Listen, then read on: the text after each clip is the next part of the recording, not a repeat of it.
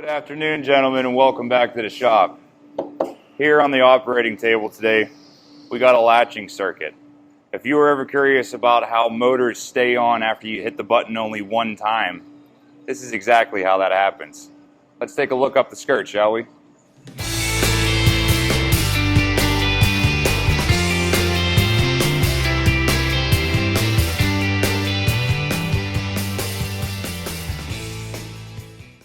Hey guys, full disclosure, this is example only, educational purposes. Nothing about this screams safety, but I had to gut it so you could see what's going on. For sake of argument, let's say this is a three-phase 480 motor starting circuit. This little light bulb here, this is going to be our motor. This is our bus bars for hot and neutral, my start button, and my motor contactor. The control circuit will be illustrated by the E-stop here. The E-stop is at the very beginning of your control circuit. Anytime you want to kill a circuit, specifically a motor or something dangerous that you're running around, you have to have a way to kill it at the very beginning that stops the whole flow of everything. So an E-stop in the traditional sense is a normally closed switch.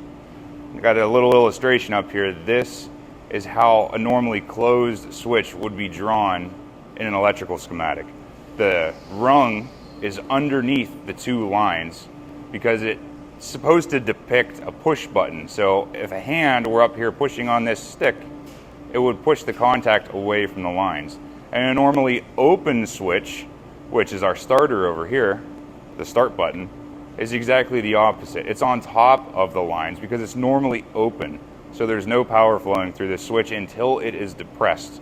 And this particular button is a momentary, which means it only goes down as long as you're holding it. It doesn't retain itself, it springs back to its open position, which brings us into the whole latching circuit that we have here.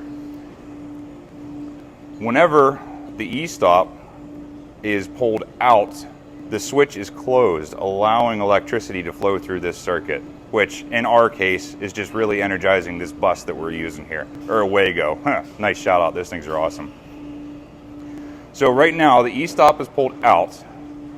If I come over here and start my motor, push the button, it sucks this contact in, taking power from my hot bus through the contact and into my motor.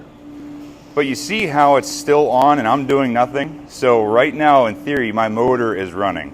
How do I stop that? The E-stop. You hit that baby, it kills the entire control circuit and the relay will drop out. Check it out. There you go. Motor stopped. It's done. Now, if we want to reset this, E-stops, they don't just push in and come back out. You have to do something to reset it, to let yourself know that you're doing something to energize the circuit again.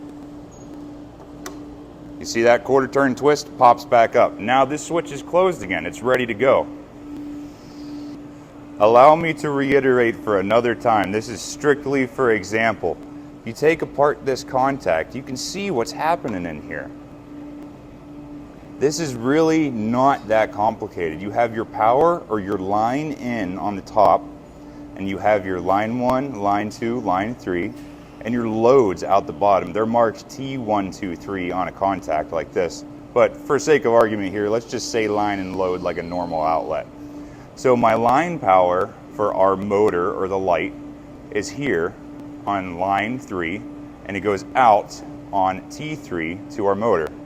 And over here would be our auxiliary contact. That auxiliary, normally open contact that actuates with this contact is the brains behind this latching circuit. That's how we're able to retain this thing pulled in even though I let go of the button. Now take a look here. You'll see these brass buses in the center here slam shut whenever I energize this circuit. See? We got light.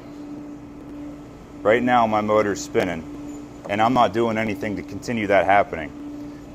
It's taken power from the top or the line side of my auxiliary contact, sending it right back to the coil that I just energized with my momentary button.